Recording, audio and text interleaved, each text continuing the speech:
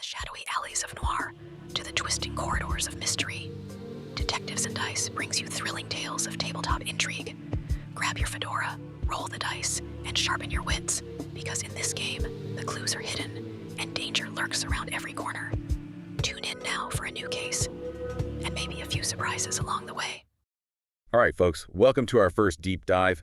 We're tackling mysteries this time. You know, those detective adventures you can weave into your tabletop RPGs. Exactly. We're going to be looking at some tips and advice from veteran game masters on like Reddit and YouTube, all about making those awesome mysteries that keep your players guessing, you know? Yeah.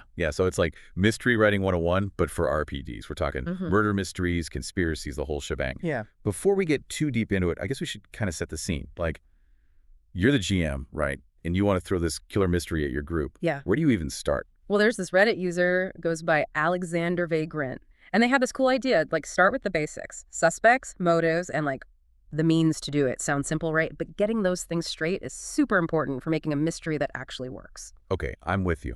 But how do we actually use those? It's like a recipe, but for murder. Yeah, kind of. Alexander Vagrant suggests, like, making a table. Could be a spreadsheet, could be a notepad, whatever. And you list each suspect, right? Then their motive, like why they'd want off the victim. And then the means, like how they could actually pull it off. This table, it's like your blueprint for the mystery. Helps you keep track of who could have done it, who couldn't, all based on the clues the players find. So let's say our victim's this rich merchant in a busy port city. Who are our suspects? What kind of motives are we talking about? Oh, tons of possibilities. You could have a rival merchant, jealous, wants to get rid of the competition, or maybe a family member, eyes on the inheritance, right? Maybe a disgruntled employee, wants revenge for something. Ooh, okay. And what about the memes? Let's say this merchant is poisoned in their own house, like a classic locked room mystery. Perfect. So now we think, how could each suspect have poisoned them? The rival merchant, maybe they've got access to rare poisons through their trade network, right? The family member, maybe they know the victim's routine, could sneak something into their food or drink. The disgruntled employee, maybe they know the house, could get in without being seen. I see. So this table, it doesn't just help you make the suspects believable, it also helps you stay ahead of the players. Like when they start asking questions and following leads. Totally. As they get more info, they can start ruling out suspects. Like, if someone didn't have the memes, they're off the list. And the players feel super smart because their deductions are, like, totally logical. Makes them feel like real detectives. Yeah, I've heard some GMs say you got to make mysteries super hard, like hide clues behind crazy skill checks. But I was watching Dungeon Masterpiece on YouTube, and they had a different take, right? Oh, yeah, totally. They're all about challenge, sure, but not by hiding clues so well the players get frustrated. Their idea is more like breadcrumbs. You leave clues that lead from one place to the next, each one giving a bit more info until, bam, they solve it. So less needle in a haystack, more like connect the dots. Got an example of how that actually worked? Okay, so back to our poisoned merchant.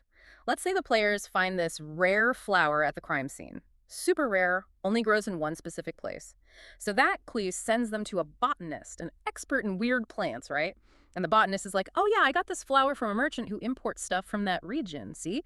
Each step gives them another piece, leads them closer to the truth. Ooh, I like it.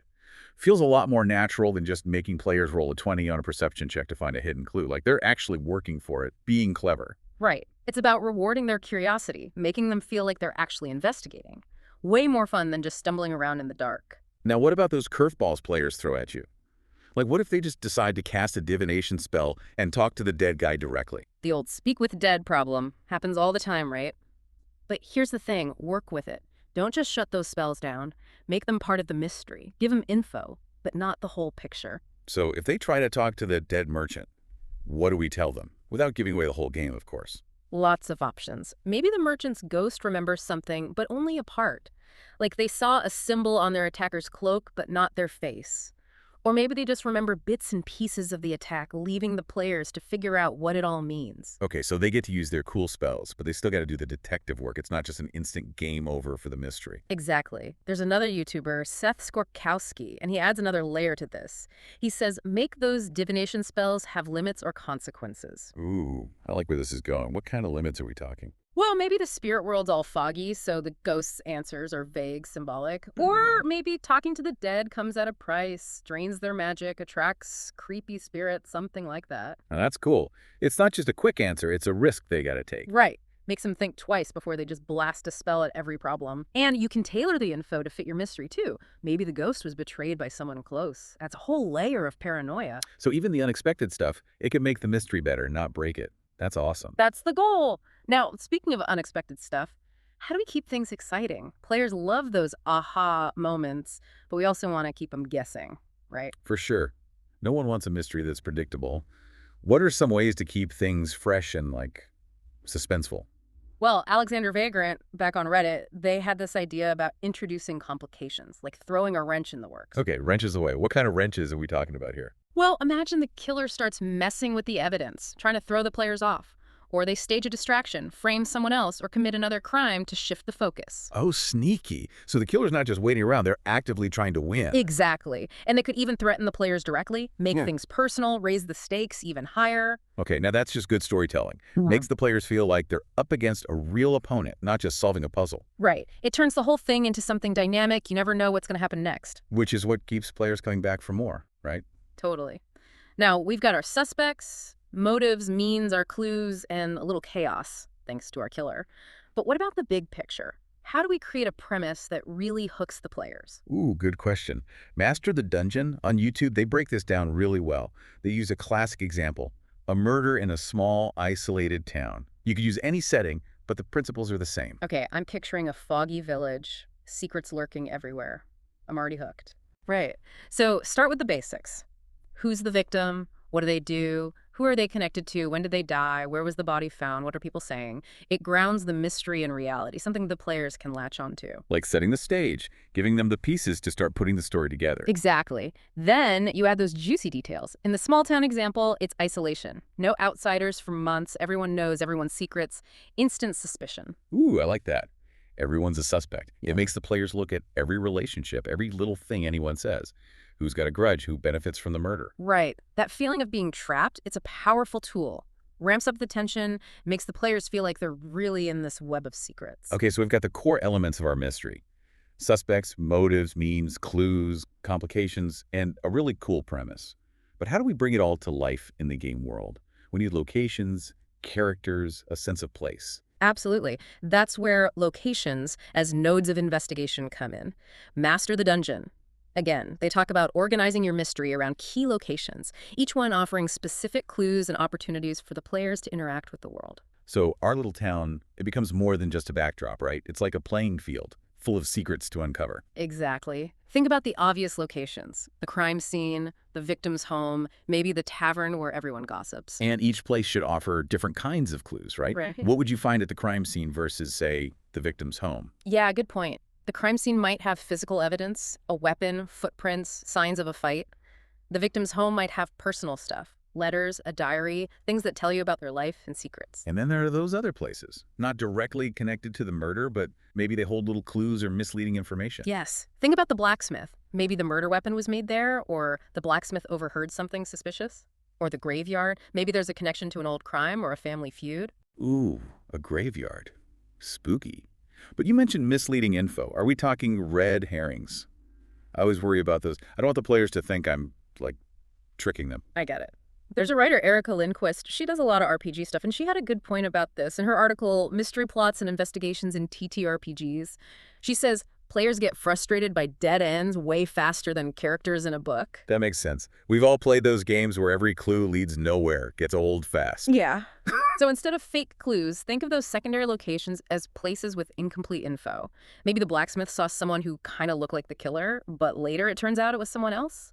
Or the graveyard reveals a family feud, but it has nothing to do with the murder. So it's not about lying to the players. It's about giving them puzzle pieces that might seem important at first, but then they got to reevaluate. Exactly. It's about those moments of doubt. That's what makes a good mystery. Makes the aha moment even better when they finally figure it out. I like it. So we've got our locations, the main ones and the side ones. But what about the people? We need those quirky townsfolk, the suspicious neighbors, the witnesses who know the truth. You got it. Master the Dungeon is all about populating your mystery with a diverse cast of NPCs, the non-player characters. Give them their own motivations, secrets, and reasons for helping or hindering the investigation. So instead of just generic townsfolk who say, I saw nothing. We're giving them personalities. They might be helpful, or they might be hiding something. Exactly. Think of the gossipy bartender who knows everything but might exaggerate for a good story, or the hermit who has vital information but wants something in return. Ooh, and what about the harmless shopkeeper who secretly hates the victim? Or the kid who saw something that is too scared to talk? Great examples. It's all about creating a web of relationships and motives. The players have to figure out who to trust, who's lying, who's holding back. And that's where skill checks come in, right? It's not just about asking questions, it's about how they ask them. Right. Encourage them to get creative with their skills. A good persuasion check might make someone talk. Insight helps them tell if someone's lying. And a well-placed intimidation check might. Well, let's just say, it could persuade some folks to cooperate. Haha, yeah. It's about making those roles matter. Not just random dice, but tools they can use to get what they need. So the players are active in the investigation, but they got to work for it. Exactly. Makes it more rewarding when they uncover something. Now this brings us to the clues themselves. What makes a good clue? How do we create those aha moments for our players? Time to channel my inner Sherlock Holmes. Hit me with those clue-making secrets.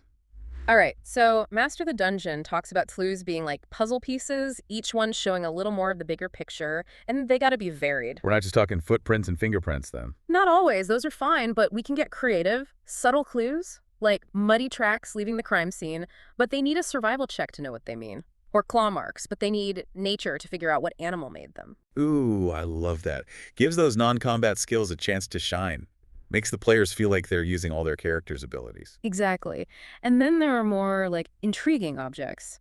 A key with weird clay on it points to a specific place. Or a torn love letter, they need a history check to read the handwriting and understand what it means. It's like a treasure hunt for information. Each clue leads to the next, but they got to think to connect them all. You got it.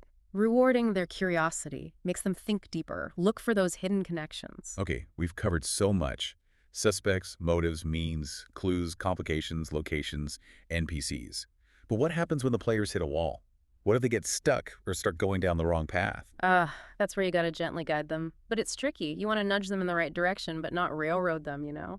Take away their choices. So no obvious hints or suddenly solving the mystery for them. No way! Be subtle, plant seeds of doubt, offer different ways to look at things. Remember those secondary locations. They can be great for this. Oh, I see. So if they're focused on the wrong suspect, we can introduce a clue at one of those other places that makes them rethink things. Exactly. Maybe they overhear something at the tavern that contradicts their theory, or find something in the graveyard that points to a different motive. So we're keeping them engaged, even when they hit a snag. Yes, guiding them through the fog, but not dragging them along. Welcome back, folks. Last time we talked all about setting up your mystery, the suspects, motives, clues, that kind of thing. Now we're going to kick things up a notch. Time to talk about how to keep your players on the edge of their seats. Ooh, yeah, I'm ready for the advanced stuff. Bring on the twists and turns. All right, let's start with red herrings. Remember how we talk about those secondary locations, the places with maybe incomplete or kind of misleading info? That's a good way to plant red herrings without, like, straight up lying to your players. Right. It's not about tricking them. It's about making them think, making them reconsider what they think they know. But how do we make those red herrings feel natural, like they belong in the story, not just random distractions? That's where you got to get creative. Tie those red herrings into your characters, their backstories, relationships, maybe even the overall theme of your mystery. Like, let's say one of your players, their character has this dark secret from their past. A red herring could lead them to someone from that past, force them to deal with some unfinished business, while also adding a layer of intrigue to the investigation. Ooh, I see. So it's not just a dead end. It's a chance to develop their character, make it more personal. Exactly. That's what makes a good red herring. Adds depth to the mystery, keeps the players invested on multiple levels. Okay, red herrings, check. Now, what about those mind-blowing twists? The ones that make your players go, whoa, I did not see that coming. How do we do that without breaking the rules of the world or feeling like a cheap trick? Twists. They're all about surprising the players, but they gotta feel earned, you know? One way to do that is to plant seeds early on. Little hints or details that seem unimportant at first, but later, bam, they take on a whole new meaning. Like foreshadowing. Those moments in movies where you think you know what's happening and then, surprise, everything changes. Totally. Let's go back to our poison merchant. Early on, maybe the players hear someone say something about the merchant loving a certain type of tea, harmless, right? But later, they find out that tea is actually poisonous when brewed with a specific herb. And guess what? only one of the suspects had access to that herb. Ooh, that's good. It's a little detail that becomes a huge clue. The players who are paying attention, they'll feel so smart. Exactly. It's those little things, the tiny details, that can lead to the best twists. It's all about creating those layers of meaning, those hidden connections within the story. Red herrings, twists, got it. What about those moments when the players realize they're running out of time? How do we create those cliffhangers that make them crave the next session? Cliffhangers, they're all about raising the stakes, making things urgent. One way to do that is to introduce a deadline, a ticking clock that forces the players to act fast or face consequences. Ooh, I can already feel the tension. What kind of deadlines could we use in our poisoned merchant case? Well, maybe the killer's not done. They're planning to strike again, and the players have to stop them before it's too late. Or maybe there's a ritual, something important to the killer's plan, and the players have to disrupt it. Okay, yeah, that's intense. It's not just about solving the crime, it's about preventing something terrible from happening. Raises the stakes, for sure. And those deadlines, they don't have to be literal clocks. Could be a plague spreading, a storm coming, or just the town turning against them. Oh, wow. It's about that feeling of impending doom. They gotta solve the mystery before it's too late. Love it. Right. Cliffhangers are perfect for ending a session, leave them wanting more. Now, we've talked about misdirection, surprise, red herrings, twists, cliffhangers. But how do we make sure those aha moments, the moments when they figure things out, feel earned, like they really solved it, you know? That's the key. Remember how we talked about clues being puzzle pieces? That's where it all comes together. You gotta give them enough info to make those connections, but not so much that it's obvious from the start. So it's got to be challenging, but not impossible. We want them to feel smart, but they got to work for it. Exactly. One technique that can help is the 3-clue rule. It's pretty simple, basically. You give at least 3 clues for any conclusion you want them to reach. Okay, so instead of one big smoking gun, we give them multiple pieces of evidence that all point to the same thing. Yep. It makes the mystery feel more realistic, gives them a chance to really piece it together, not just have one clue solve everything. So, for example, if the killer is that disgruntled employee we talked about, what kind of clues could we give that point to them without being too obvious?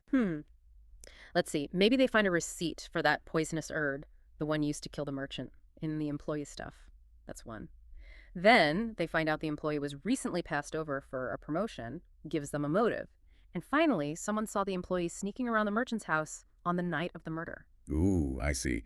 Each clue by itself might not be enough, but together they build a strong case. Right. And the 3-clue rule is great because even if they miss a clue or two, there's still other ways to figure it out. So it's less about forcing them down one specific path and more about giving them options, different ways to get to the truth. Exactly. And those paths can be twisty, they can cross, they can even lead to dead ends, those red herrings we talked about.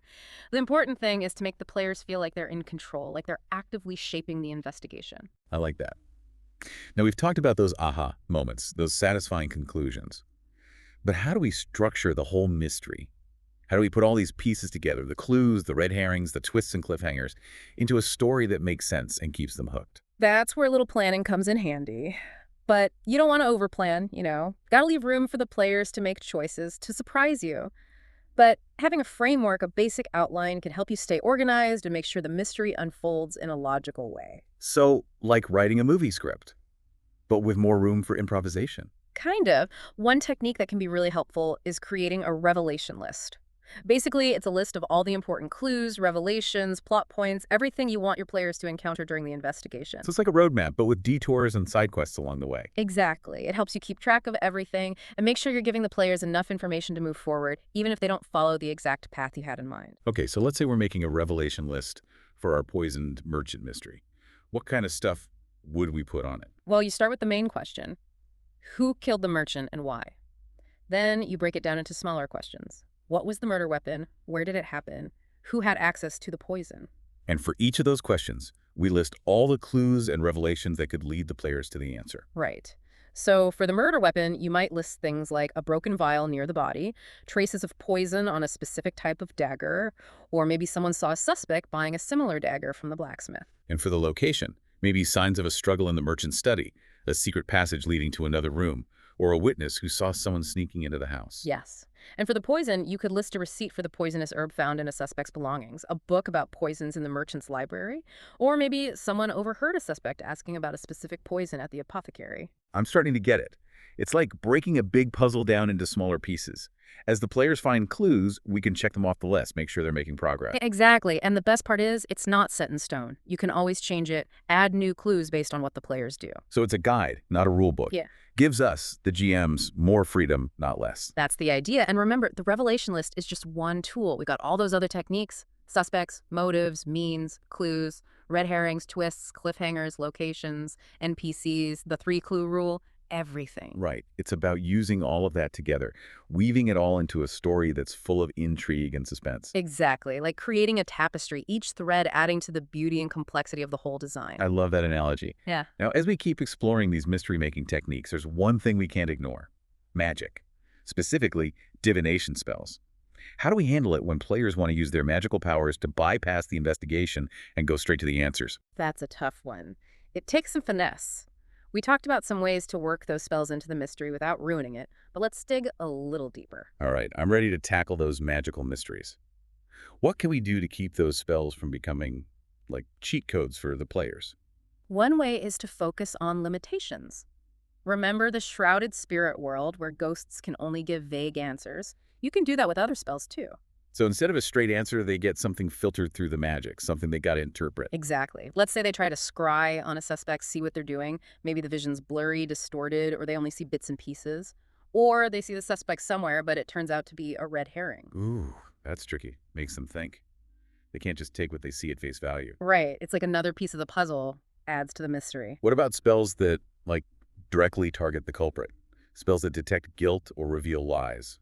Seems like those could really shortcut the investigation. They can, but there are ways to handle those too. One idea is to make them cost something. Ooh, yeah. Magic shouldn't be free, especially when it comes to uncovering secrets. Exactly. So maybe casting that truth-revealing spell drains their magical energy or needs a rare ingredient.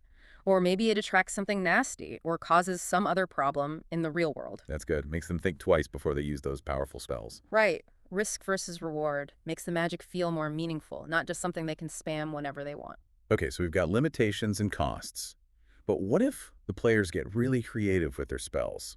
Like, think outside the box, come up with something we didn't even consider. That's the best. You got to be flexible as a GM. If they've got a clever idea, let them try it. So if they want to, I don't know, talk to animals to get information or create an illusion to trap the suspect, we should go with it. Absolutely. Those moments of improvisation, that's where the magic happens, literally. It's what makes tabletop RPGs so much fun. And even if their plan doesn't work perfectly, it can still lead to some really cool moments. Unforeseen consequences, new twists, that kind of thing. For sure. It's all about collaborating, working together to tell the story. The players and the GM, we're all in this together. Speaking of the GM, let's talk about their role in all of this. We've talked about designing the mystery, but how do we actually bring it to life at the table? How do we play it? That's where the GM really shines. It's more than just knowing the rules. You're the storyteller, the guide, sometimes even an actor. Okay, now I'm picturing you with a deerstalker hat and a magnifying glass doing your best Sherlock Holmes impression. Maybe not quite that dramatic. But it's about embracing those different rules, engaging your players on multiple levels. So what are the key things a GM should focus on when running a mystery? Well, first off, you got to be able to give information in a way that feels natural. No dumping info on them like a textbook or reading from a script? Definitely not. It's got to come through dialogue, descriptions, interactions, all that. So create a believable world where those clues and revelations are just part of the scenery, part of the characters' lives. Right, and that means paying attention to the details, the sights, the sounds, the smells, everything. Remember how we talked about using sensory details? That's important for the GM too. Okay, so instead of just saying, it's a dusty room with a lot of books, we could describe the smell of old paper and ink, the ticking of a clock, the creaky floorboards. Exactly. It makes it so much more real for the players. They can almost feel themselves in that room. And those details can be clues too, right? Maybe that faint smell of perfume leads them to a secret compartment, or the sound of dripping water means there's a hidden passage. Exactly. Use those details to make the world feel alive, like it's reacting to the players, like everything has a purpose. I like that. Makes them feel like they're really part of the story. Sure. Now, you mentioned the GM being a guide. What does that mean? Are we talking about giving them hints? It's more than hints. It's about nudging them in the right direction without taking away their freedom to choose. Sometimes they miss a clue, or they misinterpret something, or they just don't know where to go next. That's when the GM has to step in, subtly point them the right way. But not just give them the answer outright. Nope. It's about being subtle, giving them hints without making it obvious you're leading them. So instead of saying, go check out the abandoned warehouse, you might say, you notice a faint smell of sulfur coming from the docks. Exactly. Yeah. Gives them a direction without telling them exactly what to do. And remember those floating clues we talked about, the ones you can introduce whenever. Yeah, those are great for this, right? Totally. If they're really stuck, you can have an NPC mention something helpful, or they find a note, or stumble across a clue you hadn't planned for. It's all about being flexible, responding to what the players do, but still keeping the mystery intact. Right. Now, the last thing I'll say about the GM's role is that sometimes you gotta be an actor. Haha, all right, the Deerstalker hat is back. Time for the Sherlock impression. Haha, not quite. But you gotta bring those NPCs to life, make them believable, give them personalities. So each NPC has their own voice, their own way of talking, their own quirks. Yep, and you gotta react to the players like that NPC would. Be consistent. So if they're questioning a suspect, we got to really act like that suspect. Show their nervousness or their anger or how they try to hide something. Exactly. It makes the interactions more exciting, more real. Okay, I'm loving all of this. It's like the GM and the players are working together to create this amazing story, this living mystery. That's what it's all about. We've covered so much in this part, all about keeping the players guessing and engaged. Yeah, it's been a whirlwind of tips and tricks. But it feels like we're just getting started. There's still so much to explore, like themes, different kinds of mysteries, and those epic climaxes that bring everything together. You're right. In our next deep dive, we'll tackle those final pieces of the puzzle, talk about how to craft those satisfying conclusions that leave your players feeling like true detective heroes. So make sure you join us for part 3, folks. We'll be back with more mystery-making madness. Until then, keep those dice rolling and those mysteries unfolding. All right, detectives, welcome back. We've covered a ton of ground in this deep dive, from suspects and motives to clues and red herrings, even those mind-blowing twists. Yeah, but no mystery is complete without a grand finale, right? That climax that ties it all together leaves your players feeling satisfied. Okay, let's talk about those epic conclusions. What makes a mystery climax really satisfying? Well, Master the Dungeon on YouTube had some good points about this. They said the climax should be conclusive, wrap up all those loose ends, but also exciting and memorable. So we're not just aiming for a quiet confession scene, right? We want action, a chase, maybe a showdown with a big bad. It all depends on the type of mystery you're running, the tone you're going for. Master the Dungeon suggested a few different approaches. The classic confrontation with the culprit, that's always a solid option. Could be a tense standoff, a chase scene, even a full-blown battle if that fits your setting. Ooh, imagine a rooftop chase through a storm, the players trying to catch the mastermind behind these magical heists. Yeah, exactly. And the outcome of that confrontation, it should feel like a direct result of what the players did during the investigation. If they gathered enough evidence, made smart deductions, they can outsmart or overpower the villain, bring them to justice. But if they messed up, made bad choices, didn't think things through, the climax might be a lot tougher. Exactly. Their choices have real consequences. It's not just a pre-written ending. It makes the whole thing feel way more dynamic and engaging. I like that. So what about mysteries that aren't focused on one villain? What if it's more about uncovering a conspiracy or stopping something bad from happening? In those cases, Master the Dungeon suggests a race against time. Maybe the players have to stop a ritual, disarm a bomb, rescue someone before it's too late. It creates that urgency, that feeling of, we gotta hurry. Yeah, those ticking clock scenarios, they always get the adrenaline pumping. So, confrontations, races against time, any other ways to make a climax memorable? Of course. Sometimes the best climaxes are all about a final revelation, a twist that changes everything the players thought they knew. Ooh, yeah. Those mind-blown moments. Yeah. But how do you do that without it feeling like a cheap trick? You gotta set it up. Remember those subtle hints we talked about? The details that seem unimportant at first? They're crucial for making those twists believable. So let's say the quiet librarian is actually the mastermind behind everything. We got to plant clues early on that hint at their true nature. Exactly. Maybe the players find a journal entry in the librarian's handwriting, but they don't realize what it means at the time. Or they notice a book is missing from the library, something about poisons or dark magic. Ooh, subtle but effective.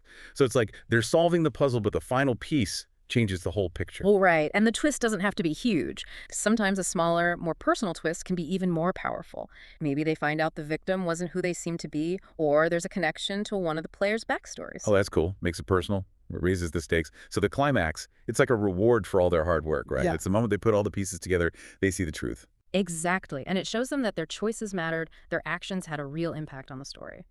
Speaking of impact, let's talk about themes. Themes can give your mystery more depth, make it about something bigger than just solving a puzzle. Yeah, I'm all about adding layers of meaning. How do we do that without being too preachy? Subtlety. First, think about the message you want to convey. What's the big idea? Truth and justice. The dangers of power. Good versus evil. Let's say our theme is the corrupting influence of power. How would we work that into our poisoned merchant mystery? Well, you could reveal that the merchant, even though they were rich and powerful, was actually a terrible person. Maybe they exploited others, used their influence for bad things, and maybe the killer was a victim of that, someone driven to desperate measures because of the merchant's greed. Ooh, I see. It makes the mystery more complex, morally gray. The players have to think about the bigger picture, not just who did it. Exactly. It leads to interesting discussions, makes them really think about the consequences of their actions. So the theme isn't just background noise. It's woven into everything. The characters, the motives, the whole story. Exactly. It becomes a driving force, shaping the player's understanding of the world. Wow, this has been an amazing deep dive. We've talked about everything from suspects and clues to twists and themes. I feel like we've given our listeners a whole toolkit for crafting amazing mysteries. I hope so. The most important thing is to have fun with it. Be creative, experiment. Don't be afraid to try new things, break the rules, and make your mysteries as unique as your players. And don't forget that 3-clue rule. It's a game changer. Absolutely. So go forth and create those thrilling mysteries. Keep your players guessing until the very end. Until next time, folks, keep those dice rolling and those mysteries unfolding.